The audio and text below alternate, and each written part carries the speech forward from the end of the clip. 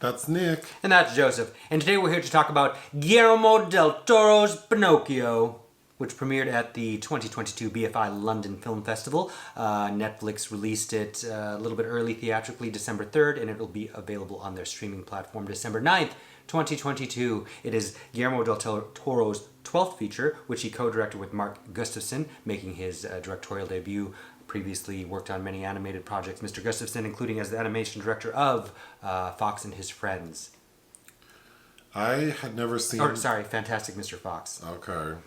I had never seen I haven't seen the Disney cartoon Pinocchio. From the 40s. So I didn't know anything about this thing except that Pinocchio's like a wooden boy, and when he lies, his nose gets bigger. And it's, of course, based on the book by Carlo Collodi from the 1880s. I didn't know that Jiminy Cricket is in Pinocchio. I don't even think I knew who Geppetto was. So this was all new to me. And overall, I thought this movie was sweet and lovely.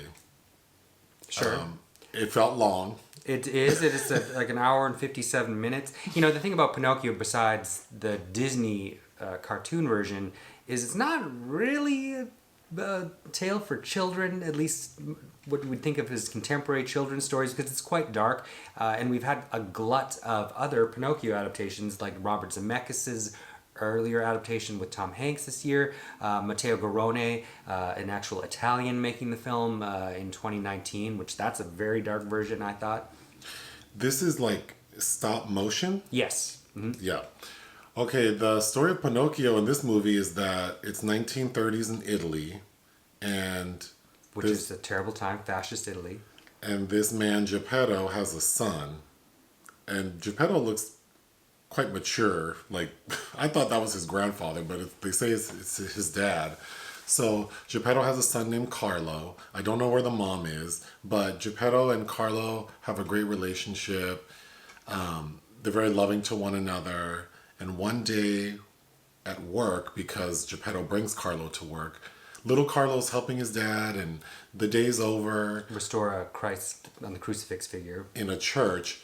Why does Geppetto leave the church? They're both inside. Well, he is leaving, and the kid goes back for the pine cone. That's right. There's this sort of thing about Carlo finding the perfect pine cone. So as they're both leaving the church, because they're done with work that day, Carlo runs back in to grab his pine cone, and we see that like a fighter plane drops a bomb on the church and kills little Carlo. It wasn't an act of war. The plane was just trying to like lighten its load. So I think that is during wartime. So it's technically set earlier in the 30s. Or not that it's not wartime, but that was not like a planned bombing to attack anything. It was just, yeah. So Geppetto goes into like a depression, becomes a drunk. Years go by. It's important to know that Geppetto plants that pine cone at Carlo's like headstone. So we see the pine tree grow. So many years pass. And then one day, Geppetto gets really drunk and is sort of like, why God have you forsaken me, and chops down the tree. But Jiminy Cricket is an actual cricket. I don't think I knew that. Voiced by Ewan McGregor. I don't know what I thought Jiminy Cricket was, but it's a cricket, a very literate cricket who is just out on his travels, and he wants to write a book or finish a book, so he needs to find a home to write in. And his home was that tree that Geppetto just chopped down.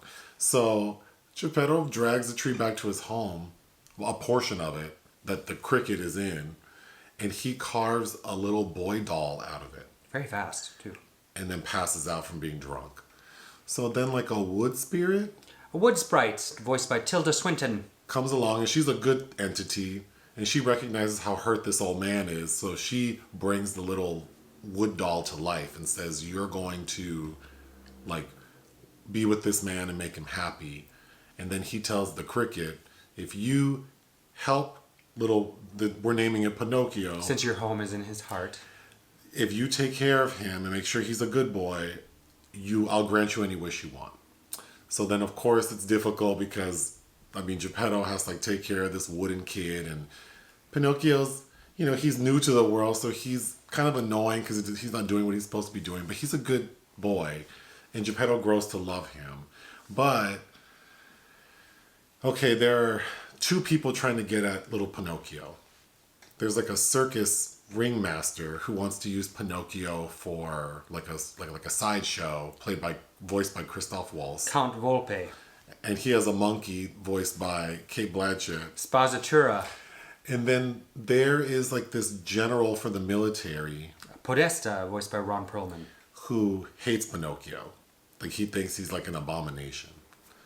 And he wants him to join the military because he probably wants to get Pinocchio's ass killed. But at a point, Pinocchio hears Geppetto say like Pinocchio's a burden. So Pinocchio feels bad and takes a job with the circus ringleader, like in exchange for like, you'll send my profits to Geppetto. But that shit goes left because they're performing for Mussolini, and Mussolini's not happy with the performance and like burns all that shit down. So Pinocchio has to go to the military with Ron Perlman. Ron Perlman's character has a son. Mm-hmm. Candlewick, voiced by Finn Wolfhard. And Candlewick and Pinocchio become close, and Pinocchio kind of helps Candlewick understand that his dad is kind of awful. And then the movie is very dark because little Carlo's not the only one who gets bombed on. A situation happens where a fight happens, and the general gets killed from a bomb attack. So now Pinocchio's out on his own, kind of, but then also the circus master's looking for him, and then there's a confrontation. But we find out that the reason it was funny that Cate Blanchett is voicing the monkey is because the monkey doesn't talk. It just grunts. And shrieks. So at first I'm like, why would they pay all this money to have Cate Blanchett like grunt and shriek? Because the monkey manipulates Pinocchio with like puppets that have voices. And Cate Blanchett is voicing all the puppets. But we find out that the monkey is not trying to manipulate Pinocchio in a bad way. She's trying to help him because she also thinks her boss is bad. So at the confrontation of the circus guy and Pinocchio, and Jiminy Cricket is along the ride as well, the monkey like basically kills its master. So now we have Pinocchio with Jiminy Cricket, the monkey, back with Geppetto. Well, they're cast into the sea, and they end up being swallowed by the same fish that Geppetto was swallowed by because tangentially he was upset that Pinocchio left and goes searching for him. They get out of the fish, and then in the process of leaving the fish, we find out that if Pinocchio dies, he doesn't really die. He just goes into like this limbo, and he has to wait for an hourglass to end or time to run out, and then he can go back. In this kind of in a limbo sort of world where there's these black skeletal rabbits voiced by Tim Blake Nelson playing cards, and then Tilda, the wood sprite in a version of a sphinx, always chats with him. So when they're in that big ass fish, Geppetto is in the ocean and he's drowning, but like when they get spit out, but Pinocchio dies, so he's in limbo waiting for his hourglass, and he's like, I can't wait. If I don't get back right now, Geppetto will die. And the little wood spirit tells him that the Sphinx, also voiced by Tilda Swinton, if you break the hourglass, you can go back right away, but then you can't come back. Like if you die, that's it. And he's like, well, yeah, I want to save Geppetto. He does, but then now he's dead. So they drag his ass onto the shore, Geppetto, the cricket, and the monkey, and they're all crying. Tilda Swinton comes back, and Jiminy Cricket's like upset, like my friend died, but also you promised me a wish. Where's my wish? Like I did the best I could, which is the best anyone can do. And she's like, you're right, what's your wish? And he's like, well, duh, I want my friend back. So she brings Pinocchio back to life, and then we see the four of them live out the rest of their lives together, except of course Pinocchio doesn't die. So he outlives all his family and friends. And then the final, Jiminy Cricket is narrating from like beyond the grave, and he says, like Pinocchio went on into the world, and we hope that he touched everyone the way he touched us. Which is fitting because I think in the original book, Pinocchio does kill the cricket, who's a ghost. Oh. I want to say I haven't read the original story in a long time, but I think that was a long plot, basic. But I thought it's very sweet. What did I like? The movie looks amazing. Yeah. Like 5-star, like amazing. And I think the dialogue, because I didn't read. I don't know if this is based on the book or it's been some. It's an adaptation of it, but But I don't know how true it is. So I think the writing of it is very, good. sure. Yeah, I mean, a lot of liberties are taken clearly because we're updated to fascist Italy in the 30s. Okay. So, yeah, I thought that was well done. Mm-hmm. But I thought it was a little dry. It does feel a little dry. I think Pinocchio is, maybe just because of the age I'm at, is not a very interesting or endearing character, really. Also, I guess this would be a musical, and I didn't find any of the songs catchy. They're fine, but, I mean, it really just feels like... Well, you like the song that he sings to Mussolini as an act of rebellion where he basically calls him a piece of shit. Well, liked it as in it was the only song that caught my attention. Sure. Because the lyrics are outrageous, but, I mean, it's not particularly catchy music. Yeah, they feel a lot like filler, some of those songs. But, and the voice work I think is overall fine. You also have John Turturro in there as Dottore.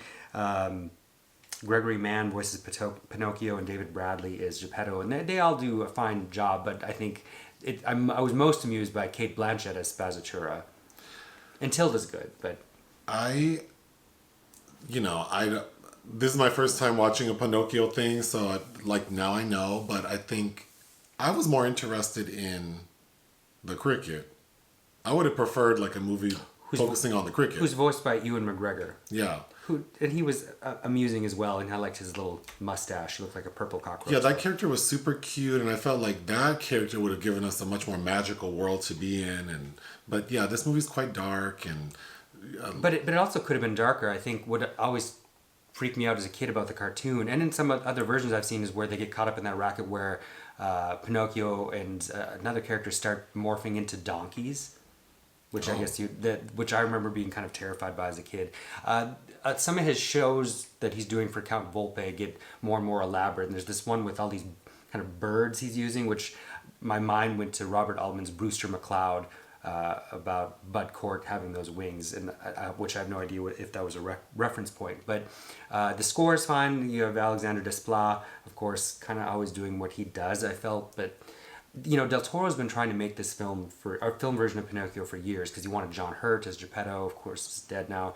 I don't know. It's being hailed by some as a new classic take on the story, and I don't know. I might just be tired.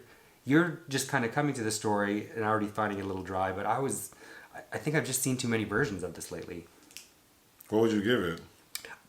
Based on the technical craft and everything, there's nothing wrong with it. A 3 out of 5. I would give it 3.5 out of 5. It's very good. Like, it's very well made, and yeah, there's nothing wrong with it. Oh, and shot by Frank Passingham, who's the same guy that was the cinematographer on Chicken Run and Kubo and the Two Strings. So clearly knows how to photograph this stop motion, which is an art form itself. Anything else? No. Hit the thanks button. Listen to our podcast. Bye.